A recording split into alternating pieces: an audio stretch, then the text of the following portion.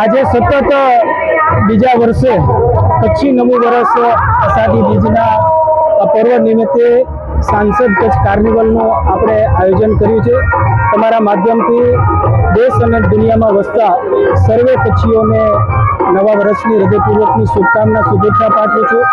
સવારે આપણા દેશના વડાપ્રધાન શ્રી નરેન્દ્ર મોદી સાહેબે પણ શુભકામના પાઠવી છે અને જે પ્રકારે ગત વર્ષે પણ રાજ્યના મુખ્યમંત્રી શ્રી ભૂપેન્દ્રભાઈ પટેલ સાહેબની ઉપસ્થિતિ હતી, આ વર્ષે પણ મંત્રીશ્રીઓ, ધારાસભ્યશ્રીઓ અને મોટી સંખ્યામાં આપણે જોઈએ છીએ કે કચ્છના લોકો આજે ઉમટી પડ્યા છે। કાર્નિવલનો આજે સરસ પ્રારંભ થઈ રહ્યો છે અને 47 જેટલી કૃતિઓ છે અને વિશેષ 1200થી વધારે લોકો આમાં સહભાગી થવાના છે, પરફોર્મન્સ કરવાના છે। એ વાતનો આનંદ છે અને આજે કચ્છી નવું વર્ષ છે એ યાદગાર બને, નવી પેઢીને પ્રેરણા મળે અને જેના ભાગરૂપે આજે આપણે કચ્છી સંસ્કૃતિની ઝલક અહીંયા આપણને આ કૃતિઓના માધ્યમથી જોવા મળશે। હું ફરીથી શુભકામના પાઠવું છું।